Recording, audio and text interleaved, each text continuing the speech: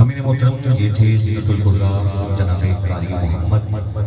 نسیم بلال فریقی صاحب جو حضور کی بارگاہ میں نذرانے محبت بصورت تلاوت قرآن پاک پیش کرنے کی سعادت حاصل فرما رہے تھے۔ قبلہ قاری صاحب کا قرآن کو پڑھنا اور قبلہ قاری صاحب کی قرآن کی تلاوت جن کے سینوں میں اتری ہے، ایک مرتبہ کہیں ذرا سبحان اللہ۔ آسمانی کتابوں کا نزول ہوتا رہا، تورات آئی، اگر اس میں کوئی تبدیلی تھی تو کر دی گئی، انجیل آئی، اگر اس میں کوئی تبدیلی تھی تو کر دی گئی، زبور آئی، اگر اس میں کوئی تبدیلی تھی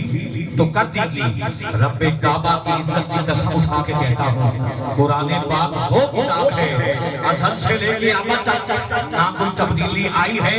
نہ کوئی کر سکتا ہے، تو پھر مجھے کہنے دیجیے نا، ہاں سب سلاطین عالم اپنی جگہ،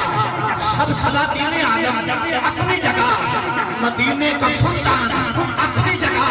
ارے بدلتی رہی آسمانی کتابیں، محمد کا قرآن اپنی جگہ،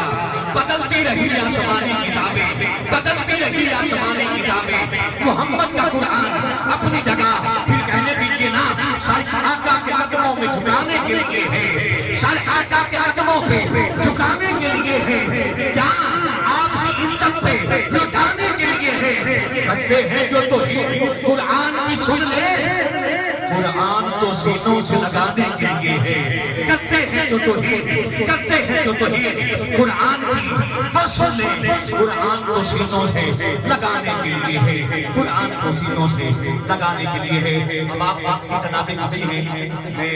ڈھیر سارا پڑھ سکتا ہوں، لیکن مجھے مہمانوں کا خیال ہے،